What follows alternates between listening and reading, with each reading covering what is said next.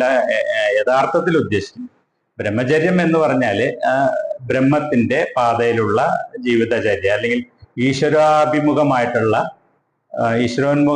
ജീവിതചര്യ, അല്ലെങ്കിൽ ഈശ്വരനെ മാത്രം മനസ്സിൽ വിചാരിച്ചുകൊണ്ട് തേടിക്കൊണ്ട്, ബ്രഹ്മത്തെ മാത്രം മനസ്സിൽ വിചാരിച്ചുകൊണ്ട് അതിനെ മാത്രം തേടിക്കൊണ്ട് അന്വേഷിച്ചുകൊണ്ടുള്ള ജീവിതചര്യ, അതിന് അനുകൂലമായ ജീവിതചര്യ എന്നാണ് ശരിക്കും ബ്രഹ്മചര്യം എന്ന വാക്കുകൊണ്ട് ഉദ്ദേശിക്കുന്നത്.